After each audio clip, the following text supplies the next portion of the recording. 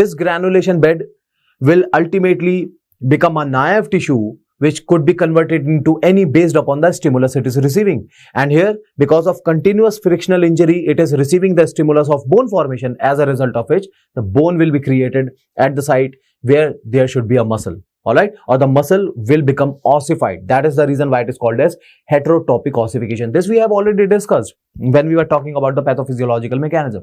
So one of the very important late complication associated with supracondylar fracture of the humerus is myositis ossificans. Alright, so quickly, in a nutshell, what all we have discussed in supracondylar fractures of the humerus is going to be discussed in the form of the questions. Alright, the sample questions that I provided in the beginning of this topic were that displacements which are commonly observed in supracondylar fractures are following other displacement, except, that means which one is not the correct answer. So medial and posterior is true, posterior and lateral is not true, because lateral is not a common displacement. Impaction and medial rotation is true, medial tilt and posterior are true. So obviously the answer for this particular question is this one, posterior and lateral. Alright, this is not the, now you are aware of this. Next, most common nerve which is likely to get injured with the supracondylar fracture of the humerus is the anterior interosseous branch of the median nerve. If anterior interosseous is not there in the option, then you have to go for the median nerve. Question number 3. Three bony point relationship is maintained. Now this is what I have already discussed in detail, that around the elbow, all the fractures except supracondylar fractures is likely to have disturbed three bony point relationship. So is maintained in which of the following fracture? Answer for that question is supracondylar fracture of the humerus. Alright, and finally the fourth one is that 3-year-old child sustained injury to his right elbow and there was swelling with the absent distal pulse. Now what next? Now arterial exploration. You see, just use your common sense. If the patient is coming to you with the distal radial sensations and you are having the possibility that the child could be suffering from supracondylar fracture of the humerus, are you going to explore the artery immediately? That is option number 1. Open reduction, internal fixation is the option number 2. Third, closed reduction, and fourth is cast application. So out of these 4, which one will you do immediately?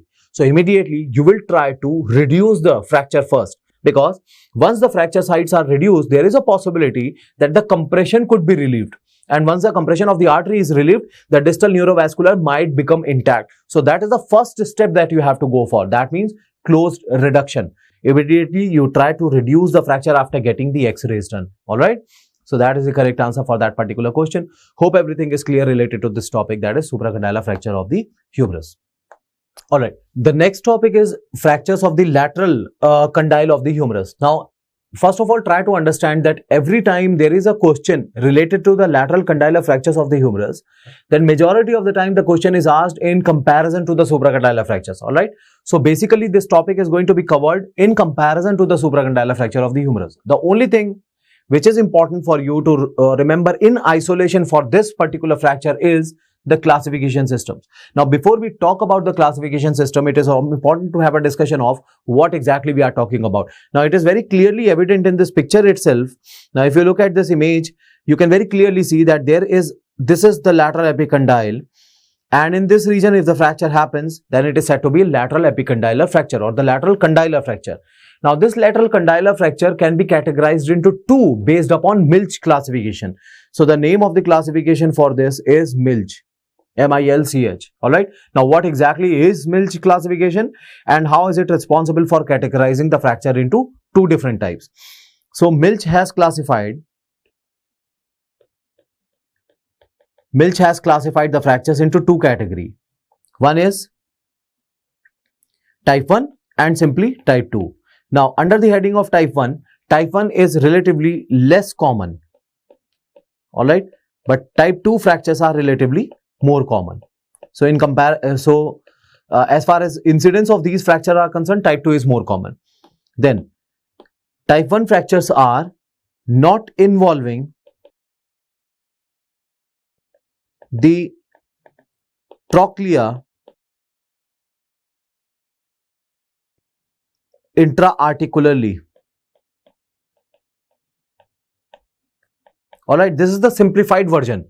Alright, there is a trochlea or there is a possibility of capitulotrochlear involvement. So, if the fracture remains lateral to the trochlea, alright, which is not directly involving the trochlea, it is considered to be type 1 fracture. But if there is a direct involvement of trochlea, then it is considered to be type 2 fractures. Alright. Point number 3, that it is relatable or it is compared to the Salter-Harris. We have already talked about the Salter-Harris system of classification. So it is Salter-Harris type 1, while it is relatively compared to, this type 1 is compared to Salter-Harris type 4, is compared to Salter-Harris type 4, while type 2 is compared to Salter-Harris type 2. We have already talked about or discussed about the Salter-Harris system of classification for the fractures in case of the bones which are skeletally immature. Alright. So there is a comparison, or it is relatable to, the type 1 is relatable to type 4, while type 2 is relatable to type 2 of Salter-Harris system of classification. Then it is means relatively stable. The type 1 fractures are relatively stable fractures, while type 2 fractures are unstable fractures. So remember, the lateral condylar fractures more commonly are unstable fractures. Alright. And then finally, it is having relatively better prognosis. The type 1 is having better prognosis in comparison to type 4, which is having poor prognosis. Alright. The type 4 is having poor prognosis. Oh, sorry, type 2, according to Milch, is having poor prognosis. So this is all what you have to remember according to the Milch classification. Now, what we are going to have a discussion on is based on the pictures. Now, just try to understand. Here in type 1, what is clearly evident, that there is an involvement of the capitulum, but there is no directly involvement of the intra-articular surface of the trochlea. Alright, so some sort of displacement will happen, but it is not going to be having the impact on the movement in particular. But if there is a direct involvement of the trochlear articular cartilage, then it is going to be categorized as type 2 according to Milch. But the problem is that type 2 is a commoner type of fracture of the lateral condyle. Alright, and it is unstable type, and it will be having relatively poor prognosis if not managed adequately. Now, as far as the management of this fractures of the lateral condyle is concerned, we are going to have a discussion on the basis of, just try to understand that what should be the management or what should be the treatment of the fractures of the lateral condyle. It should always be open reduction internal fixation. That means you have to open the fracture site. After opening it, you reduce it, because most of the time it is tilted upside down. The distal fragment is majority of the times is flipped. Alright, and this flipped has to be derotated, it has to be reduced, and after reduction is achieved, you have to fix it by the placement of two parallel K-wires. Alright, so this is how the management is achieved. Always open reduction internal fixation. Now, in case of supracondylar fracture, what we have witnessed was closed reduction internal fixation was also the option. Closed reduction without fixation was also the option. But here, in case of fractures of the lateral condyle, the treatment is always open reduction internal fixation. Alright. Why? Why is it so? Because of the complications. Now, the most important complication relatable to this fracture of the lateral condyle of the humerus is the non-union. Now, you will say that how non-union will happen in fractures of the lateral condyle, which is not involving the cortical region, means here also the porosity of the bone is higher. How non-union? As I told you, because of the flipping of the fragments. Just imagine, if this is the bone which gets flipped, then it is the articular surface which will come across the fracture. Alright, once the bone gets flipped, it will be the articular surface against the fracture site. It will never unite, it will fail to unite.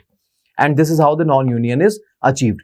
And this non-union progressively will lead to the cubitus valgus deformity. If this is the trunk of the individual,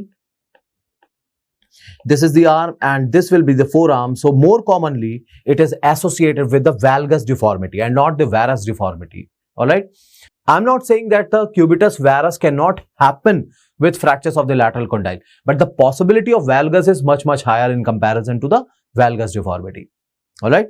Then tardy ulnar nerve palsy. Now, if you want to understand that why the ulnar nerve is getting injured in relation to the fractures of the lateral condyle, because all of you are aware that the ulnar nerve is passing posterior to the medial epicondyle. If there is a fracture in the medial epicondyle, then we can understand that there will be a ulnar nerve injury.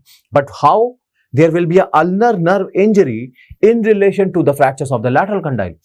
Before ulnar nerve, what has been written over here is the word tardy. Alright, so before ulnar nerve injury, the word is prefixed with tardy. Tardy means extremely slow. So what happens? There was a fracture of the lateral condyle. Once there is a fracture in the lateral condyle, then there is a progressive valgus deformity. Because of this progressive valgus deformity, on the medial side, the nerve is getting stretched under the impact of this progressive angular deformity on the medial side.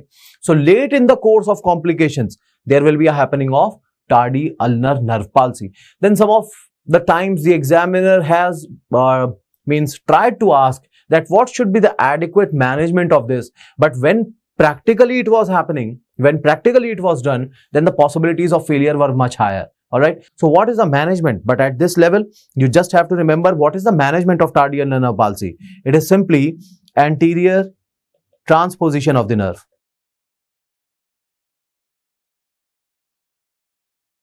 Simple, anterior transposition of the nerve. That means what you do is transpose the nerve anteriorly after exposing it. Alright, but practically ulnar nerve injury, once it happens, then the possibility of recovery of this ulnar nerve injury is usually poorer in comparison to the radial and the median nerve injuries. Alright, and finally the avascular necrosis and the fish tail deformity, because it appears like a tail of the fish at the end of the complication, that means which has gone into non-union. So avascular necrosis of this distal fragment as well as the fishtail deformity, these are considered to be the late or the end complications of this fractures of the lateral condyle of the humerus. Alright, so how can you differentiate a supracondylar fracture with the fracture of the lateral condyle?